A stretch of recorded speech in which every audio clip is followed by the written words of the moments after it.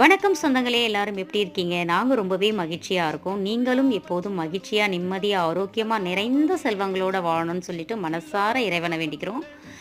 என்னவோ தெரியல, திடீர்னு கருவாட்டு குழம்பு சாப்பிடணும்னு ஒரு ஆசை வந்துருச்சு. அதுக்காக நைட்டே கொண்டைக்கடலைய வந்து ஊற வச்சுட்டு படுத்தாச்சு.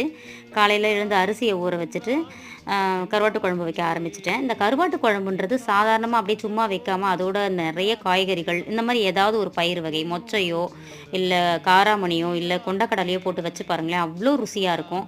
யாருக்கெல்லாம் கருவாட்டு குழம்ப இந்த மாதிரி வச்சு சாப்பிட்டா பிடிக்குன்றத மறக்காம கமெண்ட் பண்ணுங்க.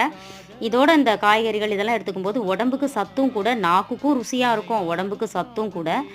ஆசைப்பட்ட மாதிரி கருவாட்டு குழம்பு வச்சாச்சு, கேரட்ட பொரியல் செய்தாச்சு, சோறு வடிச்சாச்சு. அப்புறம் என்ன, நிம்மதியா உட்காந்து சாப்பிட வேண்டியது தான். மனசுக்கு பிடிச்ச மாரி செய்து சாப்பிடுறது தாங்க சமையலு.